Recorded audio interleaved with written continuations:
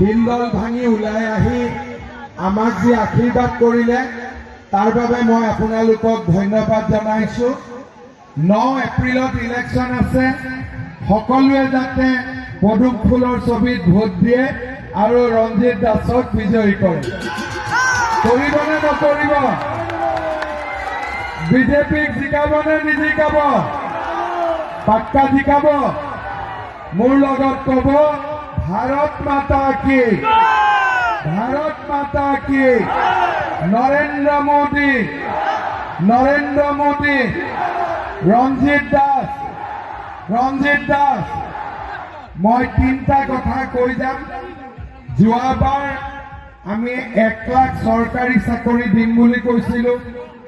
1.5 লাখ ল'ৰা ছোৱালীয়ে চৰকাৰী চাকৰি পালে। এইবাৰ আমাৰ চৰকাৰ হলে 2 লাখ ল'ৰা ছোৱালীক আমি চৰকাৰী চাকৰি দিম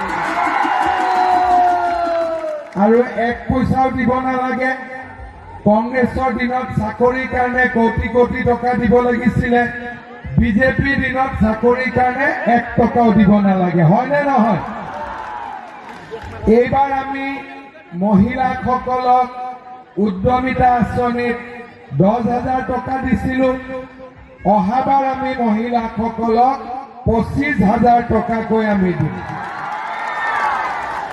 যিসকলে ঘৰ পোৱা নাই তেওঁলোকক আমি ঘৰ দিম, যিসকলে অৰুণোদয় পোৱা নাই তেওঁলোকক আমি অৰুণোদয় দিম। লগতে এইবাৰ আমি 100 টকাত দালি, চেনি আৰু নিমখ দিছো। অহাবাৰ আপোনালোকক আমি মিঠাতেলৰ লগত যোগ কৰি দিম আৰু দুখীয়াসকলক বিনা পইচাত দিম।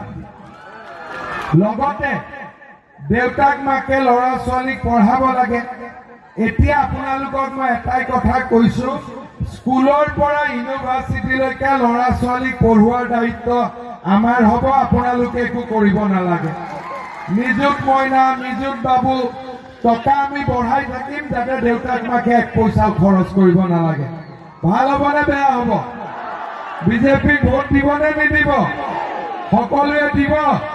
মোৰ লগত একেলগে কব ভাৰত মাতা কি, ভাৰত মাতা কি, নৰেন্দ্ৰ মোদী, ৰঞ্জিত দাস আৰু আমাৰ লগতে ফণীধৰ তালুকদাৰ।